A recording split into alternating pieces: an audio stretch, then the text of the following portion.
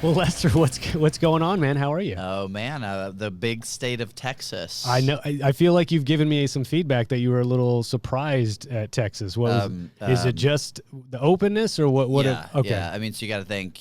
Puerto Rico's still kind of closed down a little bit, and so the first night of getting out and seeing 50 people in one room wearing not having a mask on. I'm not a very shy guy. I think I had my first case of social anxiety I've ever had. Did you? That's funny. It's funny though. You don't think about that. I guess because Texas has been relatively open, right? Yeah. Ben Winfield at Rover. He came down. That was a couple months ago.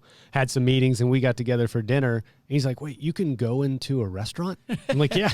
Is that you can't? Like that was you kind of forget, right? I think it's been such state specific and even local municipalities, right? Like so, I'm just kind of like, yeah, this is how it's been. Maybe I'm a little more cavalier than most, but I certainly appreciate that. It could be a little bit of a shock, right, when you come in for the first time. And again, at some point, we're all going to have to learn how to deal with it. But it was like, it was a deep breath moment. Like, all right, rolling the dice. Yeah. Yeah, man. Well, it feels good to, shake hands again. Like, exactly. I know that's been a big part of our business, right? Is the handshake and the trust. And like, it's like, oh, you'll actually extend your hand and we can shake it, which is a nice feeling. But let's pull the positive out too. We wouldn't have met without social media. Very true. Right. Yeah. So, I think the amount of presence that now we've all put on social media has increased from that. And, even Ben, I don't know, I wouldn't have known Ben without social media. I mean, all these folks that now I can kind of consider like long distance friends has been because, unfortunately, of a bad situation called a pandemic. Well, yeah, I don't know about you if you were incorporating some of this, virtual media stuff prior to this. I personally wasn't, kind of doing the old school call and meeting person. I got forced to adapt basically, right? As a kind of an adapt or die. I was a little resistant at first, and then I was like, no, get a better camera, get some sound, have a good quality lighting, and think about when you set up a Zoom. And all of a sudden it was like, I kind of got into it after that initial resistance. And then it, like you said, it's kind of propelled all these different, meetings and happenstance and connections, and that never would have happened otherwise. Yeah, I think our business was still, and insurance is not necessarily the first to adapt. So right, I think most people were hesitant. I think we all now see some of the applications of it from a value standpoint. There's no need to have a first, second, third, fourth, fifth. There's a long sales cycle, right? Mm-hmm. So you might meet somebody and it takes 10 meetings that's a lot of expense. So the efficiency from a cost and a time allocation and things of that nature probably increased, but I hope we still get back to, Well, you like me, right? You want to be social, exactly. Right? Shaking hands and meeting people. And again, you're going to go do business with something as personal as what we do for a living. Mm-hmm. The whites of people's eyes and shaking a hand, I think there's. Well, I've always liked the term knee to knee. I mean, literally, like you're sitting across from somebody, you can see them and hear them and read the room, and just capturing the energy of this in person was one of the crucial why I chose to start local. Fortunately, you were in town, right? Which thanks for joining me while you're in town. But it's like, let's have people in the same room together and talk to each other. Let's do that. And the energy level, and I probably do.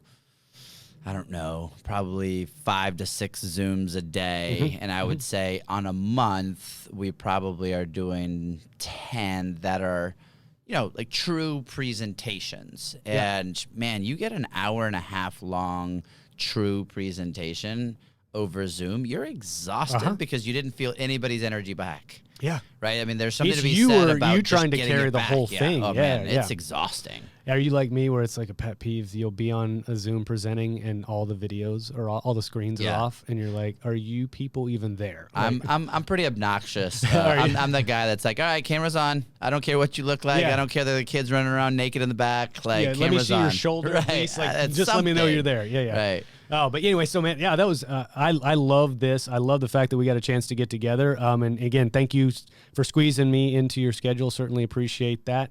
Let's talk. I think you have a pretty cool story, man. I really, if those of folks that don't know you, which I'd be surprised if a lot of people watching this don't already know you, but for the folks that out there that don't, let's dig into Lester's, career, personal backstory. I mean, I think you just got a lot of interesting things going on, and somebody I personally really respect. So I'd love for you to share that. Well, no, I appreciate that. I guess, from background wise, I was born in Puerto Rico.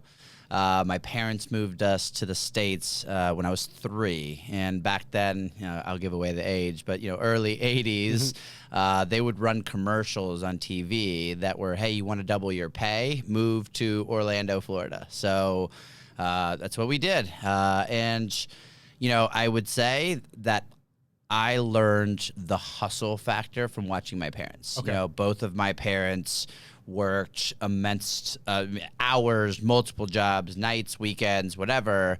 And we had a very normal middle class, family. My brother and I both played sports. We got good grades. We had a household. I don't know if it's a traditional household because obviously I didn't live in anybody else's household, but we didn't have the traditional, we sit at the dinner table, all 4 of us, every single night. Rarely did we eat dinner around a dinner table because parents were working multiple jobs, kids were each playing different sports, and so it was kind of like one of those things. But the thing that I think, there's 2 things that I think I take from childhood. One is the hustle factor. Like, that's the one thing that you can control is your hustle. And then 2, show me, don't tell me.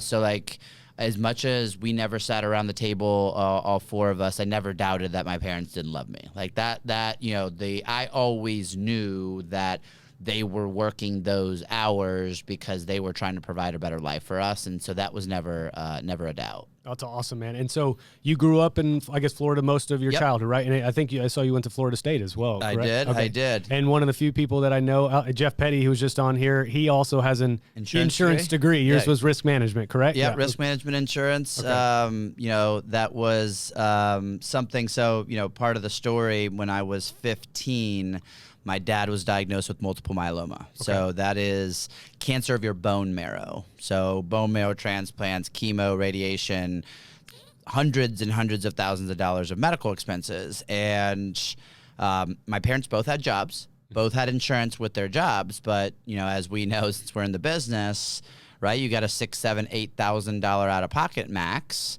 And you do that for a couple years in a row. Well, a middle-class family that's still trying to send their kids to baseball camp, put Jordans on their feet and put Z Cavaricis on their butts, that's a lot. So my parents had to file bankruptcy when I was 17. Oh, wow. Okay. So, when I went into Florida State, I went in to do accounting, but I'm not that smart. And one of my fraternity brothers graduated with a risk management degree and was working in Manhattan, making, 80 grand straight out of school. And I'm like, well, my parents are giving me $250 for my dad's disability policy. Insurance seems to, I know it, right? I benefited from it in some way, shape, or form, having, my dad go through all of that. I'm getting money for a disability policy here. I'm going to go that way. So I don't know that I knew what was actually happening at that moment, but hindsight 2020, it was absolutely where I needed to be. That's for sure. Well, that's interesting, right? I think about this all the time. What propelled me into focusing on, I have an exercise science degree outside of business as well. And that was more of, I enjoyed it and had a passion for it. There's a very distinct moment in time where that got triggered for me. My dad actually had some heart issues when I was it 12? And we were supposed to go to an overseas soccer tournament. We were, the little thing where you go and play in England or something. And this was right before that. And so he wasn't stable enough to go, right? And of course he's okay now, but that, you're very impressionable when you're 12, 13 years old. You see that happen to your parent and you go, what do I do to figure that out, right? And so literally that's when I started reading, those men's fitness magazines and learning about nutrition and diet, and being a soccer player. Some of it came naturally, but it was that literally was the start of that track. And it's been my entire life, today still, that's part of me. So just hearing your story, totally get it, right? Resonate. Just that little trigger of, this disability contract. Let me go see what that's all about. Yeah. No, I mean, it's the door opener. Yeah. Well, so you had a risk management degree, and obviously you got into. Did you go immediately into the broker space? Or? No. Okay. I went to Sun Life. Yeah, that's right. Yeah. So I did that for a year, and greatest training I could have ever had. I could not have picked a better place to start. I mean, rookie school, when you're going up there and again, reading stuff out of a manual, but learning how to be a professional. I remember the first day they did etiquette training. And it was like, how do you eat a fancy meal? Like, what happens if you're in this situation? Like, just things that you're like, as a 22-year-old coming out of school, I never ate a fancy meal. Like, which side's my drink on? Which side's the bread on? How do you pass something? So great education. Loved it. Did well. And I remember I did a deal with a broker, and I go out to the car and I do the math on how much he's going to make and how much I'm going to make. I'm like, I got to get on the other side. Yeah. Is that where like the record player stops, you know? Yeah, like, wait, I just did the whole meeting in there. I'm going to make $8,000. He's going to make 87. Like, I gotta do something different. Yeah, that's fair. So is that what immediately did you start seeking out a position, or how did you get into the broker side? It's funny because I got my degree in insurance, it's like impossible to not come out of the insurance program at Florida State without 15 job offers. Really? It's just impossible. Okay. People pay money to recruit the kids. Again, back to the point, when you're 17, 18, 19 years old, like insurance doesn't seem cool, right? So there's not like a whole bunch of a trough of people like waiting to get in the business. Sure. So when you get kids that actually want to do it, you know, that's where you got to kind of stick your fishing pole, if you will. Mm-hmm. But so I had already been talking to Willis, is where I ended up going, but the guy who had most of the rookies, kind of go over there was in Phoenix, and I was like, man, I'm a Tampa guy. If you're gonna go into sales, you might as well go in the city where you know the most people. So I wanted to stay in Tampa. So I still knew the organization, knew some people. So, like, I literally started cold calling them. Like, I want a job. They're like, yeah, you're too young. We don't hire people like you. I'm like, what is it? I mean, you make a whole bunch of phone calls. You get told no a bunch of times. And then eventually people tell you yes, and you work your way out. And after, like, 7 months of stalking them, I ended up getting the job. Well, and that's where the hustle factor, I think, comes in, right? Just sort of proving yourself and the persistence and those sorts of things. I've got zero call reluctance, man. That's zero. That's an amazing skill to have, man. I say this to a lot of people. I'm a baseball guy, right? So what do you tell somebody who failed, or what do you call somebody who's failed 70% of the time? A Hall of Famer. Okay. Yeah. Right? Yeah. You hit 300, you're going in the Hall of Fame. So that means you failed 70% of the time. That's what sales is, right? And so no call reluctance. And that has been, I would say, the trademark of my career has been hustle. Like, you make 100 calls, I'm going to make 200. By default, I'm going to win. It's just a numbers game. And so if you take something super complicated and just make it as easy as that, it becomes easier. Well, yeah, it's not as easy as that, right? I think you kind of downplay it. It's difficult, but to your point, right, you can quantify, well, if this level of effort should equate into X level of success, right? Are you willing to do that level of effort? There's a very high likelihood of X amount of success on the other side of that. And what happens if you double the effort or triple the effort, right? I remember one guy says, if I told you that at the end of 3 years, you could make doctor money, would you like that? And I was like, of course. Yeah, I'm not a smart guy. I got a degree from, risk management, right? But if I told you for those 3 years you had to shovel poop, would you do it? I'm like, twice on Sundays. Yeah. Right? Because, I mean, the end of the rainbow, 3 years on a 40-year career is nothing, right? Exactly. So again, a gift I think I have is that big picture, like, don't look at the task that's being done today. Look at the outcome that task can be. Pay attention to the macro, right? Yeah, exactly. Yeah, that's amazing. And that probably that was that little test is like, does this kid have it or not? And you, I'm sure, passed with flying colors. So you obviously went through that process, and now we'll talk to present day, and this is where we'll get maybe into the subject matter for today's episode. The GA's role and general agent's role in stop loss and the self-funded process in general. But obviously, it seems like you had a sort of an entrepreneurial spirit built inside of you. I don't know if that was learned in your household, but now going out and kind of building something on your own after the stops with Willis. Talk to me about that step for you. I would actually probably tell you, I don't know that I'm a natural born entrepreneur. Well, that would be shocking to me if you said that. And I say that, I follow Gary Vee, on stuff, and I wasn't that guy. Like, I wasn't the set up the lemonade stand and go knock on your door and ask you to mow your lawn and that kind of. I wasn't that. I did realize very quickly I was a good personal contributor. So, in sales, myself, I am going to do the things that I need to do in order to be successful. And then I got into leadership. So, I climbed the ranks and was running, entire North America. So I had 200 salespeople that reported up through me, and it was a $350 million practice. But you start to realize that in order to evolve with the times, back to insurance isn't one of those industries that is the first to adopt. And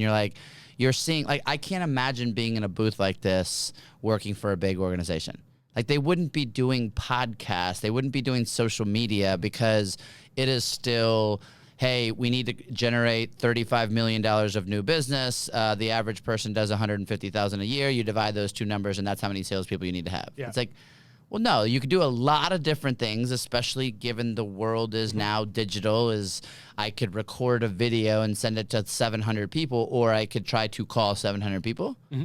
Right. So I think it was a forced thing. Okay. And I'll tell you, it comes down to one phrase or one maybe comparison. I have Michael Jordan theory, which is, I think MJ was the best basketball player to ever walk this earth, not because of his own personal production, because he made everybody around him that much better. So if you look at everybody's stats, even though he was dropping 60, everybody's stats is always better when he's on the court.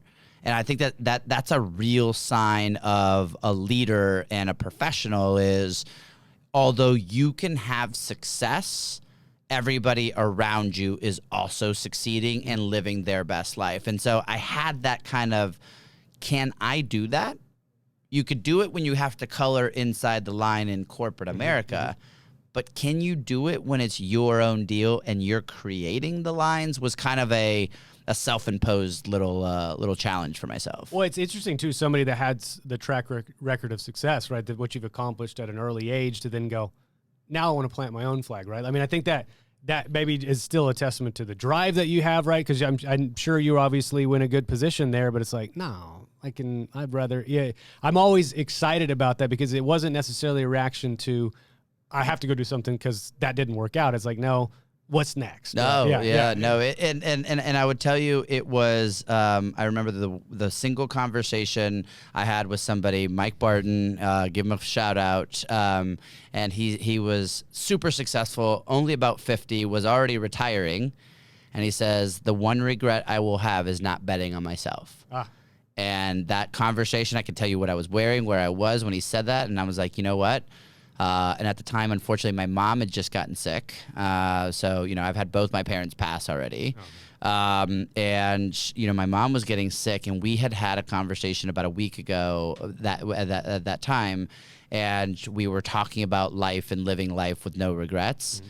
And I was like, man, this is all just, coming in full circle, that I know that if I was laying in my deathbed, I don't want to look back and say I have any regrets. I want to leave it out on the field, for a sports. And so those two things, I was like, I got to do it. Because worst case scenario, luckily, and thank Lord, I put myself in that position.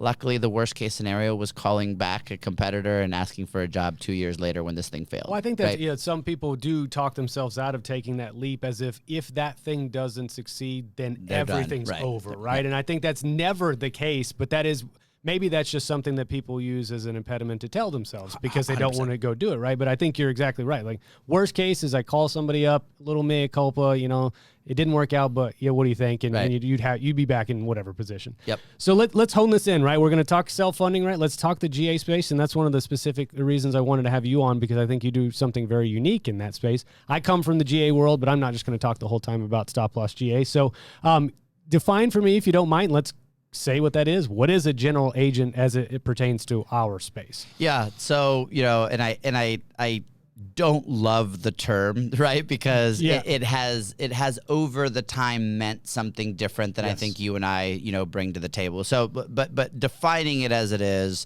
it is somebody who has influence or reach that is an outside distribution source for a company that's their product. So, for example, I'm looking at a can right now, right? I might not work for Pepsi. I might work for this distributing company that carries Pepsi. In that term, that could be a GA. In our space, there might be a product or a service that somebody like me, like you, helps with distribution, sales, although I don't work for that company. And so there's a remuneration about that. You get paid, for production. Yep. And so where I think guys like you and me take this a little bit different, it is so far less around a product and more around a strategy, a solution, building the entire puzzle, not necessarily just trying to fit a widget every time you can fit the widget. Yeah. Well, so if you don't like the term GA, sometimes intermediary, broker's broker, what's another one? Advisors, consultants, consultants. Yeah, I mean, what do you have a preference? I usually say that. I say I'm an advisor to employers and to advisors. Yeah. So, at the time, at the end of the day, our jobs are to educate. Whoever's on the other side of this, listening to this mic, we're doing that to them, right? Exactly. So the reality for me is I don't care really who the audience is. It's more the education and getting them to the right direction. Well, I want to dig into that a little bit more too. You talked about bringing the strategy to the table. I think classical version of what you describe as a GA is kind of like, I just wholesale access to these different carriers and I promise you I'll get you the best rates or whatever. Yep. But it is absolutely morphed. I mean, I saw that in the stop loss world, what the GAs are now doing on behalf of these brokers and for the employers and the brokers is far beyond just marketing and placement. There's a lot more to that. So, what are you adding on to that strategy that you're doing yourself as a we'll call it a consultant? No, I'm okay with we'll stick with GA. I always want to revert back to GA because it's just easier it's an easier term. Yeah. And when people ask me, hey, what do you do? Like I'll say like look, I hate the term, right? But it's interesting. I learned a word, in my 20s called the value gap. Right? What you can do for somebody that you could do better, faster, quicker, whatever it is, better than they could do it themselves. Right? And that's what they pay you to do. And so I think that's where our world is. So we, because of my years of being a broker, I think I add a significant amount of street cred, right? Like I could sit across from somebody and be like, I've been in your shoes, which I have, and I've led people like you. So the reality of the street cred on top of the notion that the cost and quality of healthcare changes depending on where you go. And so that whole notion of building a health plan that takes that into consideration is what our foundational direction is going to be. Now, what do you need to do in order to build a health plan that uses that premise as its key fundamental source is where now we play. So now you need a TPA. You need stop loss. You need medical management. You need a prescription drug. You need all of these different things where the average advisor has 95, 99% of their business with a buka, right? And, again, having been there, that's the easier path to go. Sure. So, the whole business came out of, this is solving a big need. We are saving people 20, 25% on their healthcare. There's always going to be room for having that conversation. This person over here needs to know about it, whether that person's an advisor or an employer. And if we can help shepherd, educate, communicate, all of the things from there to here, you're going to have a space. You're going to that's going to be a business. So Sure. that's kind of the whole strategy and how it all started. And this is next impact. Correct. Right? Yeah. So you're fulfilling that value gap, right? You're obviously providing the differential in value of what they could do themselves, and based on what you bring to the table for your services. Do you think that or walk me through, I guess, the thought process of I'm a broker. I don't know if I want to use a GA. I'm comfortable with my model. What are you talking to them about? How do you get over that little bit of resistance of this, maybe the outdated notion of what a GA used to be? Yeah, and it's interesting because you never want to do it with a level of arrogance, right? Like, hey, I'm just better than you, right? That's not like a good term. That's when they do this, right? Exactly. Yeah. But it is more of an exposure of, now we might look at it at carrot versus stick, or pro versus con, or growth versus retention, right? So I often will start the conversation of, hey, do you think that you can have more conversations with more employers if you're talking to them about things that can save them 20% on their healthcare cost while giving their employees better cost and quality of healthcare versus I have a better relationship with United Healthcare. Mm-hmm. Right? So like just that vision does that if your desired outcome is to grow your block of business, Mr. Mrs. Advisor, then do you think that that's going to get accomplished the way you've been going or over here? Mm-hmm. So that's kind of the growth. You look at it on the other side, the retention. If you're not talking to your employer or clients about that, somebody else is. Sure. So you might as well be doing this proactive versus not. Whether or not they decide that they want to go down the road is irrelevant. It's really the education. And for me, man, that comes with how I want my professional services people treating me. I don't know anything about Bitcoin, but I want to hear things. I want to read articles. I wish I would have invested in it because I got crazy friends that I have crazy money doing it. Not my cup of tea. But if somebody doesn't expose me to it, how do I make an educated decision on where I want my financial future to go, let alone when we're talking employers who are making decisions on behalf of, hundreds, 200s, thousands of employees? Well, yeah, and I think from the broker's perspective, right, you've got to understand that they are tasked with so much, right? I'm the broker of record on this account. All right, good. Well, you have to do literally everything. Yep. Also, you got to know everything, or at least your employer expects you to do that. Every new product that comes out that they heard about from their neighbor down the street that they're doing with their company, if they come to you with that question as a broker, you're expected to be able to answer. That's an impossible task. And so I think why we're seeing a more of a proliferation of the GA, especially in the stop loss world, but also a morphing towards additional services and solutions outside of procurement, is because there's a demand for expertise. And I think it sounds like from my perspective, that's truly kind of what you're bringing. There's assurance of I know what to do, but here's the expertise how to execute that strategy. Is that correct? No, and you said something that really resonated with me, which is the difference between a good partner and not, for me, is somebody with the recognition that you don't have to know everything, mm-hmm. right? And quite honestly, if I'm a buyer, if I'm a CEO, a CFO, an HR executive, and I'm sitting across from an advisor, and they're like, hey, let me tell you, my job is not to know everything. My job is to get you in front of the very best person to talk to you about that thing.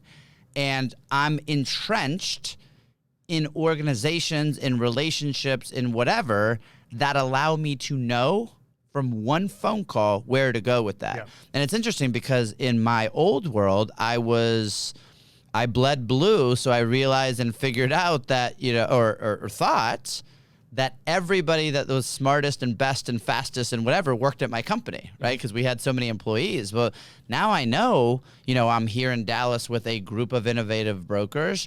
Those guys and gals could theoretically be considered competitors because they're all in the same space, but they choose to pay money to be in an organization where now they can share, this is what I'm doing with employers and this is what's working. Well, man, wouldn't you want to know if you're sitting in Dallas, something that's really cool working for somebody in Albuquerque, but you would never know if your organization, the people that you work with, had the mentality that I have to know everything and blah, blah, blah. So that notion of just being able to tap into knowledge, resource, and quite honestly, references. I can't tell you, again, my partners that like to work with me, they leverage the fact that I have 70 clients that are doing these innovative strategies as we work with. Yeah. Like that definition of we now, especially in this virtual world. Yeah. Yep. I mean, you need to be thinking about how you change that talk track that you could take advantage of other people's expertise to grow your knowledge, but also to grow your value and resource, but not the amount of work that you personally have to do every day. Yeah, I think it's just leveraging time, right? We all have the same amount of time in a day. 24. Who can I leverage that can do this maybe better than I can? And it's okay if they do it better than I can and they get paid commensurate for what they bring to the table. If it solves a problem, if you got two people now working on solving the same problem, you've got double the amount of time, right? More hands make things lighter. More hands make things. I like that. More hands make things lighter. I might have to cut that up in a little snippet, man. So if we could pull it into stop loss for a second, I'd love to talk about from your perspective. GA versus a broker doing it on their own. What is your sentiment about, the pros and cons of that? Yeah. So, again, I think there's a couple of things. One, I would have told you when I started my career all the way through when I got into this entrepreneurial space, the direct writer, right? So we were brainwashed that way, of course, right? Yeah. Like, hey, Sun Life, we carry 99% of the risk, right? I could tell you my rookie school speech. There's a talk track, right? Yeah, exactly. Yeah. And not to say that that's not a bad thing. But the reality of it is there's a lot of really cool things out there. Captives, agency captives, pooling risk, not pooling risk, MIWAs, all of these other forms of risk transfer that, quite honestly, if you're buying it off the shelf over here and they provide the reinsurance too, it's just kind of easy to kind of just make it all, shove it all in the same bucket, if you will. So I'm not going to say that we are better than what a broker could do. I will say that for the things that we do, the strategies that we like to deploy and have conversations around, our reinsurance partners love those strategies. Cool. So if at the end of the day, I need good stop loss numbers, spec and ags, to prove my conversation and my talk track. I could tell you all day long that this transparent pharmacy solution is going to save us 8 points. But if the ag factors don't support that, I'm not the one that's carrying the risk, right? So I think one of the things that we do a very good job on is getting our reinsurance markets also understanding how we're marketing, that we're a distribution source for them, and the cheapest distribution. They don't pay my S&B, right? I'm not on any of their payrolls. Yeah. So when you look at that, it's like, hey, the value that we're bringing, one is you're also out there doing this, right? So you're the speakers on our webinars. You are, whatever. Plus, all of the things that we're doing, if we're talking about risk management, all the things that we're doing are being risk managers for health plans. Yeah. And so, as we talk about, we always separate P&C and benefits, when we talk about the whole general risk, but that's what we are. We are risk managers for health plans, and organizations, employers need to run their medical plans like they do the other risk-bearing things that they do. They have things for their cybersecurity. They have lifting programs, and you wear rubber-soled shoes to prevent workers' comp claims. But what are we doing on the healthcare side to be risk managers? And then on the back end of that, when we talk about it from an insurance standpoint, you need the reinsurance companies, the stop-loss markets, to be comfortable with that strategy so that they're giving you the upfront credit for it, but also understanding this isn't as black and white as it was when it just got paid, discount off bill charges, pay the claim. Well, I actually experienced that directly calling on the Oklahoma market. There was kind of some cool stuff happening there with direct contracting and some different bundled arrangements. And, there's a TPA there specifically that was doing some really cool things. And I brought that notion to the table of like, hey, here's what they're doing. We got some data. It looks like they have a particular MGU that's covering their claims and they're profitable. I mean, so let's look at this. But that validation, and again, you get in a bigger organization that is accustomed to, I know what I pay on that discount of the bill charge, and I know security. I can quantify that in security. So, kind of like trying to, shout at the rooftops that, hey, there's something else out here that could be pretty cool, and I think we could be successful. You don't always get, your message across effectively, or maybe it takes a little bit longer than you want. But the stop-loss carrier, like you said, is oftentimes the one that validates the new ideas in the marketplace, or if they will sign off on this or pay for this or give some credibility to this. All of a sudden, they're like, well, yeah, actually, maybe that idea that Lester brought to me is not so bad at all. Look at the differential in the ag or whatever it may be. And the thing that's interesting, it goes back to, we're sitting here collaborating, although, we may not do business together. Whatever. But that collaboration and the rising tide lifting all boats, right? So it's interesting that, stop loss market versus stop loss market, broker versus broker, whatever.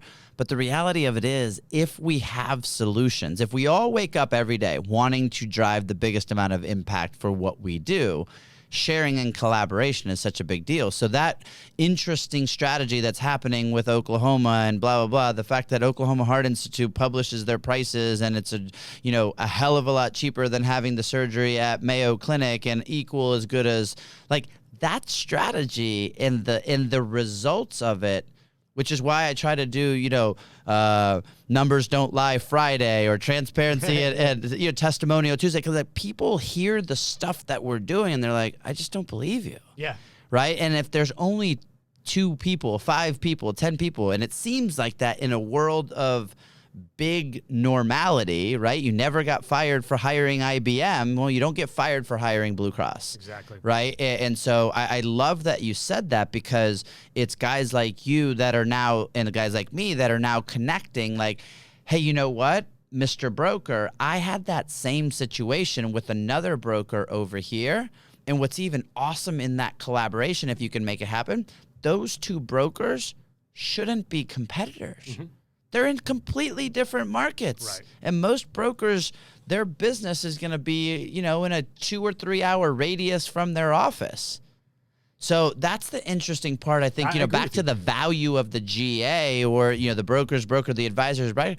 I bring every other Wednesday, I host at 6:00 my time, a group of brokers that for all over the country. And sometimes I have prepared remarks. Sometimes it's just masterminding. Yep. Hey, I've got this group. Anybody have any thoughts? And like everybody goes on their LinkedIn and checks and says, oh, you know what? My CFO of this client's actually connected to this guy. Let me see if I could. I mean, are you kidding me? Well, that's a beautiful thing. But I think, if you had been trying to do that 10 years ago, people would have said, there's no way I'm sharing that information. 1 million. They wouldn't even share it amongst the same company, and they all wear the Willis flag. Yeah. Right? So that's you're absolutely true. Yeah, but I think that's fascinating, and I hope that continues to evolve. I think, the impetus in the network of folks that we're connected with on LinkedIn all have sort of subscribed to the notion that sharing expertise and free transmission of information and just building a brand and rapport with folks that are like-minded in the industry, or just kind of building your own brand to find your audience. We all benefit, I think, from the sharing aspect, which is, again, if you had gone into a brokerage 10 years ago and said, I'm going to want you to put some of your strategy online, right. They're going to be like, what are you talking about? Yeah. So I think it's cool though, because I think I think you even said the rising tide lifts all boats. We all benefit.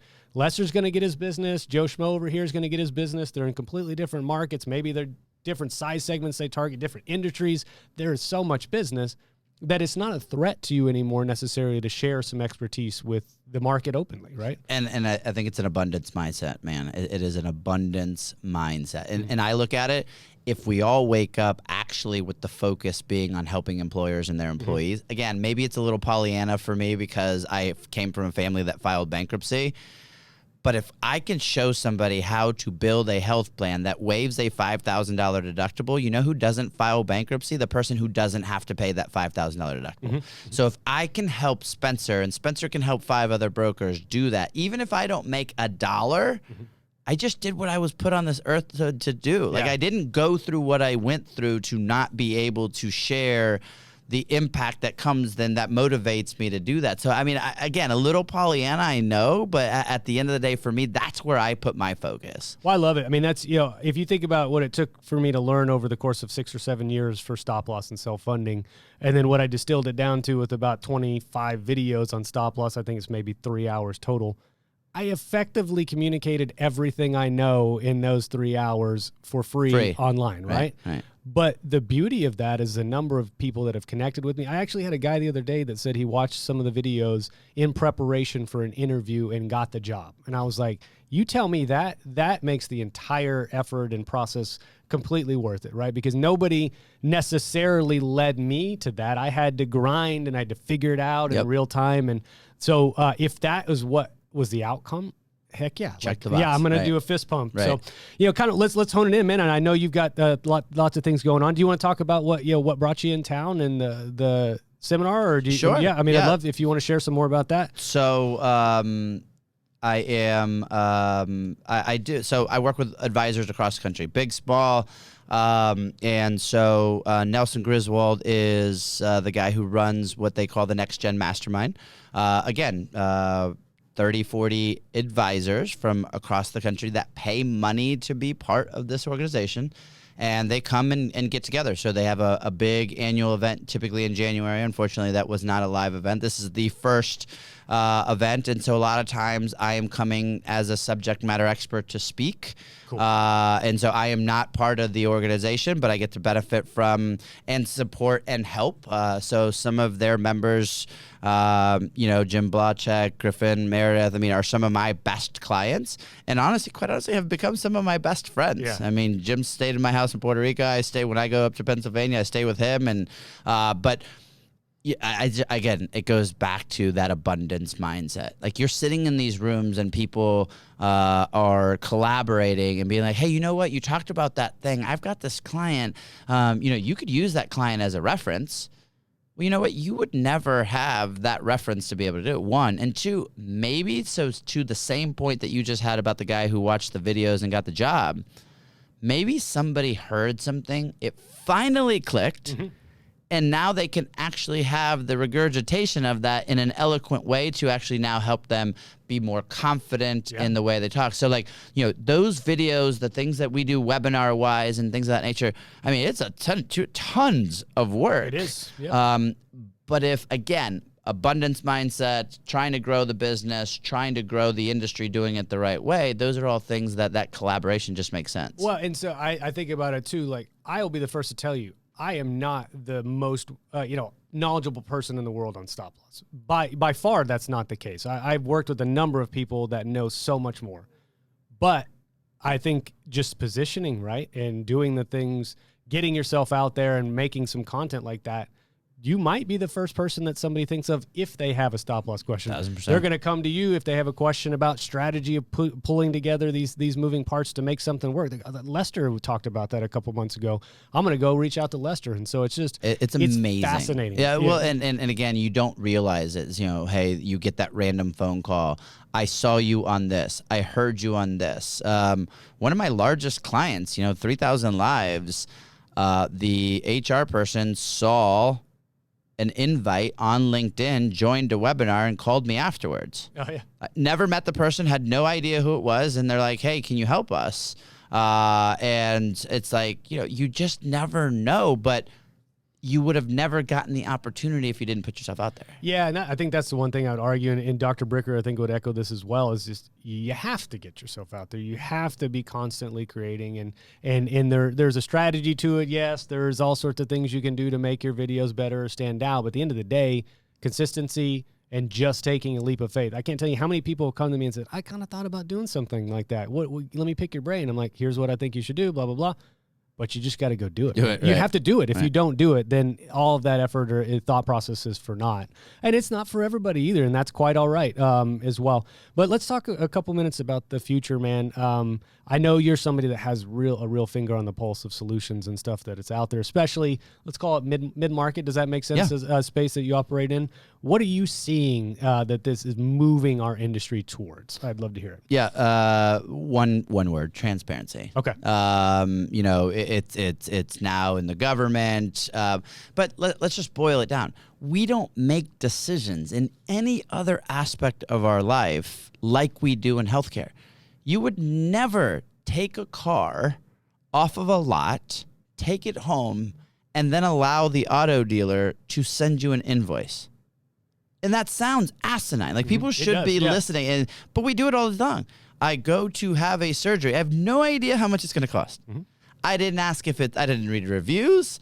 We would not do that. So that transparency, I think, is where things are going to be, because the cost and quality of healthcare changes depending on where you go. So we are sitting right here where we are in Texas.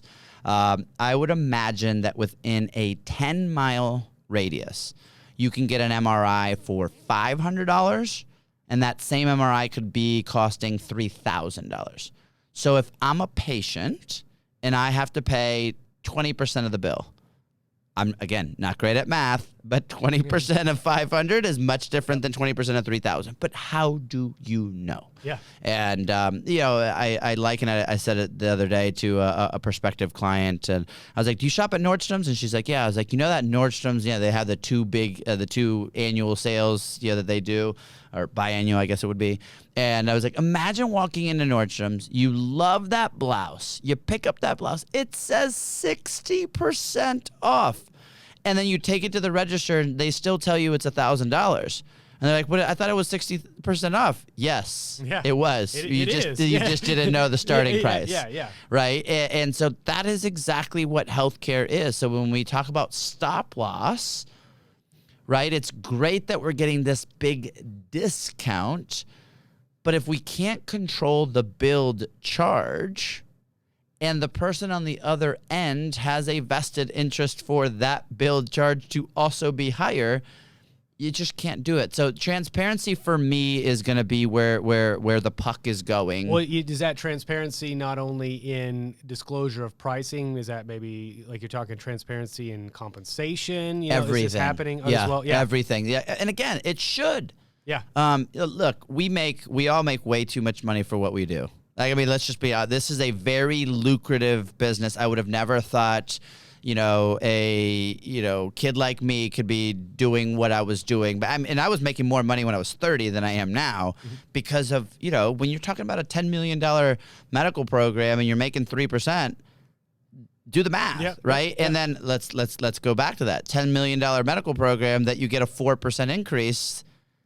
Same 3%. Yeah. I just got a raise and I didn't do anything. In fact, I failed because my clients' costs are going up. So it was really interesting. Like, I lived a very nice career redefining the word savings, right? Like, hey, your renewal came out at 20%. I got it down to 8. I saved you 12 points. You're like, wait a second. See, that my wife does the same thing when she will bring a shirt home and it's like, yeah, I got the shirt. And I was like, how much was it? And she's like, oh, $30. But I saved 20%. Right. I'm like, no, you spent $30. Right, exactly. It's not saving. That's not exactly the definition I would use for saving. Exactly. But I think you're right. Like, you just kind of shape it a little, massage. This is savings. But I think of all the things that I discovered about this industry, one of the most perverse incentives was the broker getting the raise as the cost of insurance went up, and it just being accepted, and that's how I get paid, right? And nobody even questioned it. And again, it goes back to, would you do that in your personal life?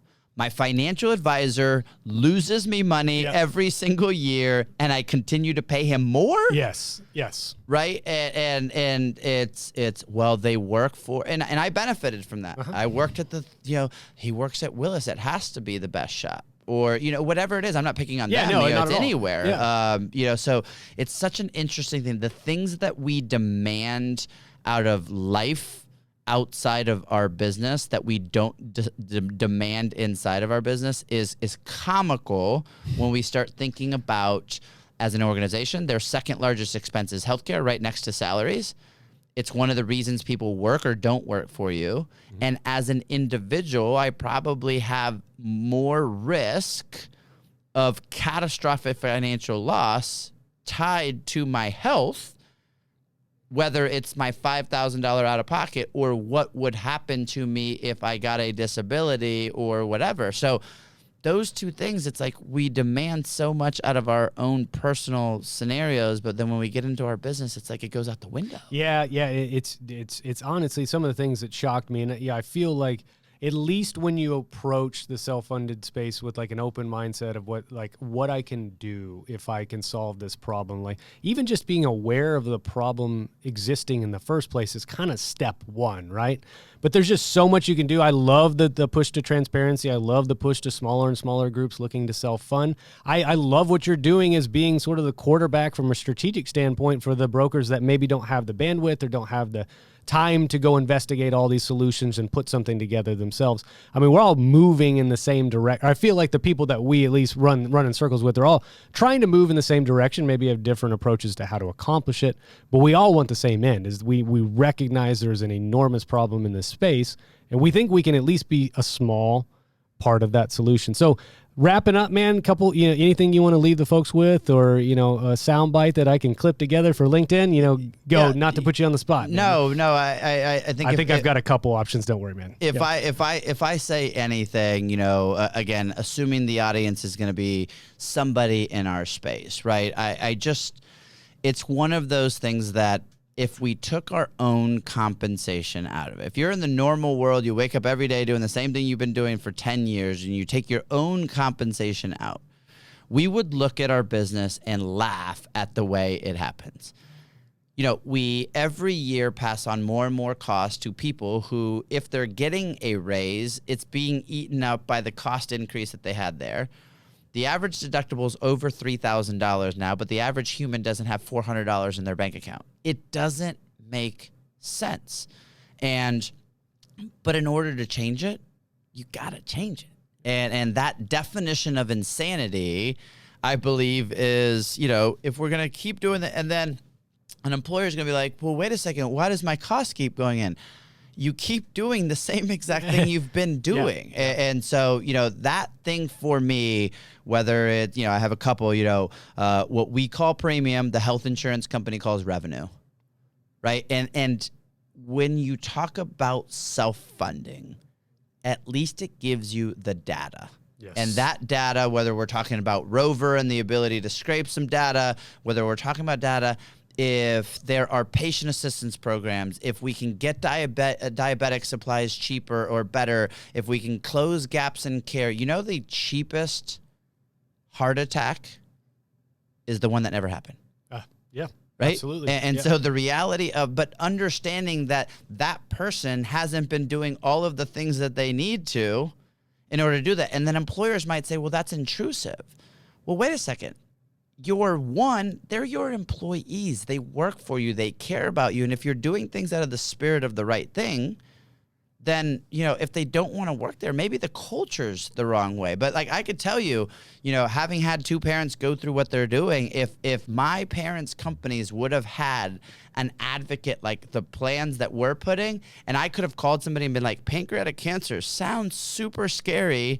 We're only getting advice of what is going on in Tampa, Florida. Are there things that I'm not knowing about? Mm-hmm. I would have loved that. Yeah. And in fact, if it was, hey, by the way, you could go over here, and let alone, I think about myself with the knee surgery. If I would have gone a mile away from where I had my knee surgery when I was 30, it would have saved the plan $15,000, and I could have saved my $5,000 out of pocket. But those things are there. We just have to do something different. It's just the harder way of doing it. Do you think it's going to be private sector, public sector, or a combination of the two that helps? Yeah, where are we going? Yeah, I think not to get political, no, but it didn't have to be. But it's all on the top of our minds. I don't think the public route is the way to go. I think they've got there's many issues to deal with. I think it's collaboration. I think it's, those of us that are doing this, sharing and screaming from the mountaintops, because again, the amazing things that happen every day, but everybody holds it so close to the vest. Yep. And if everybody went every day that something happened that they saw on their plan, that they managed, that they constructed, that they work on, whatever it is, and they shared it to every employer in their market space saying, this is the possibility. How many times can somebody watch that stuff without wanting to do something different? It's FOMO. Yeah. Right? It's like, what's going on here? I got to learn about this. Yeah. And let alone when we're talking about the second largest, third largest expense of every organization, and such a big expense and big just life changer that it is to an individual. It's just the way it has to go. Well, dude, I love it, man, and you certainly bring the passion, and you bring the enthusiasm, and just a wealth of knowledge. So, where can people find you if you want to? Where's the best place to reach out if they want to connect with you about some of these ideas? Yeah, I would say LinkedIn. So Lester J. Morales, my brother and I have the same name. Oh, okay. So I always make fun. It's the better looking Lester Morales. Okay. So I hope he listens to this. And then a little shameless plug. I've got my podcast that launches next Wednesday. Oh, very cool. I don't know when this is going to air, but yours will probably come out. Well, this will probably come out in a few weeks. Okay, so you might be able to come. So either way, Impact Healthcare is the name of the podcast. Cool. We are going to be highlighting the people and strategies that are impacting healthcare, and they can go to thb.health. And we'll have it on there. And again, it's called Impact Healthcare. So I'm super excited about it. I've got 8 in the can already that I've recorded, and I've got some people that are sharing some amazing things that they're doing, whether it's an employer that's being the trendsetter, the trailblazer, whether it's an advisor or just influencers that are out there. I'm super pumped about it. All right, very exciting, man. And awesome. Congratulations on that, and congrats on all your success. And again, appreciate you coming on. No, thank you, and thanks for doing this. My pleasure.